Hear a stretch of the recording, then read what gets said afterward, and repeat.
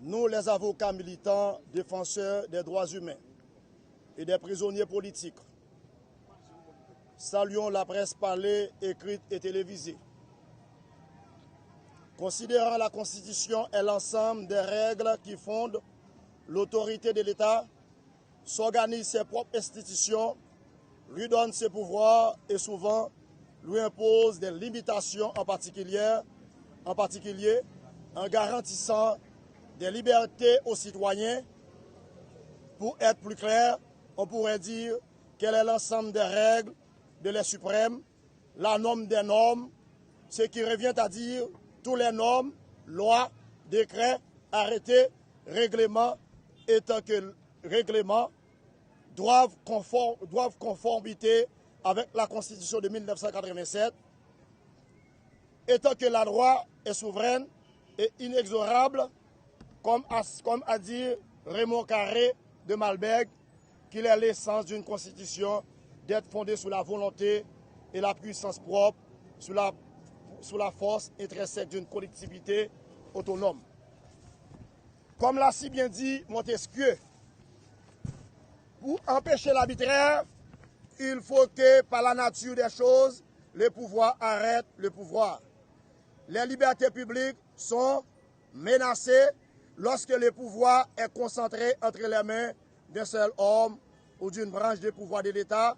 Pour éviter cela, il faut que chaque branche du pouvoir assure pleinement sa responsabilité. La justice prise en otage par pouvoir exécutif là et pouvoir législatif là. Pour n'aller plus loin, considérant la justice élève d'une nation, ce vieil adage tiré de la Bible, pourtant la justice haïtienne était capable depuis plusieurs décennies de rendre justice à ceux ou celles qui lui sont dus.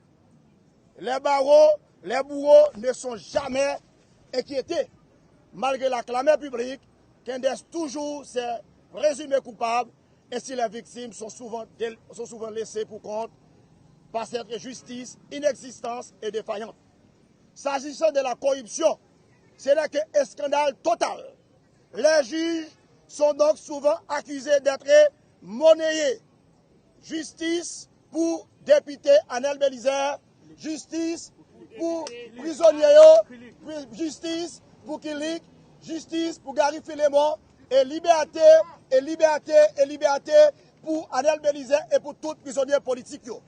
À l'heure actuelle, l'avilissement de la justice haïtienne s'intensifie, d'où la justice haïtienne, considérant comme effort visant à améliorer le système judiciaire, n'est visible. L'impunité qui crée tant de sentiments de frustration et de révolte doit être farouchement combattue. Il s'agit d'instaurer un état de droit moderne qui soit un état de droit. La loi doit être la même pour tous. Justice pour Anel Belizer, justice pour prisonniers politiques, justice pour Gary Filemon, justice pour Kilik. Dans ce combat, pour l'instauration de véritables états de droit, une large place sera faite au respect des droits et libertés des personnes. On dit souvent, avec la force de la vérité, que si la paix est l'autre nom du développement, eh bien le respect des droits de l'homme est l'autre nom de la paix. Pour finir, avec juste motif, Maître Jules France, Maître Caleb Jean-Baptiste, au nom du bloc avocat engagé, avec bureau ODG, eh bien, d'affirmer que l'avenir de l'État en Haïti dépend du respect des droits de l'homme, de l'instance progressiste, du règne du droit et d'une politique de justice sociale offrant à tous, par un partage équitable des richesses, les conditions de l'épanouissement et des progrès individuels. Ça nous fait comprendre. Nous considérer, pour nous conclure, nous gagnons un peu de monde qui est en détention préventive. Or, la loi, juge d'instruction, 3 mois pour mener instruction. Après 3 mois, si nous arrivons sur 4 mois, eh bien, si individu ça yo, moun ça yo, prisonniers politiques continuent à rester en détention préventive, eh bien, nous sommes capables de dire clair, eh bien, yo là de manière illégale. Pour moi, je veux une bête Caleb Jean-Baptiste qui se confrère, qui sont établis, côté que nous faisons action en habeas corpus, à la faveur de Kilik, à la faveur de ex-député Anel Belizer, eh bien, Gary Philemon et Latrier, et l'autre prisonnier politique, et l'autre prisonnier autour, ils ont fait habeas corpus pour eux, côté que ils n'ont pas accordé liberté, et bien après 4 mois, et bien immédiatement, 4 mois que Mounsao dans la prison, ils n'ont pas jamais jugé, ordonnance, ils n'ont pas jamais rendu, et bien nous disons, ils sont là de manière illégale dans la prison.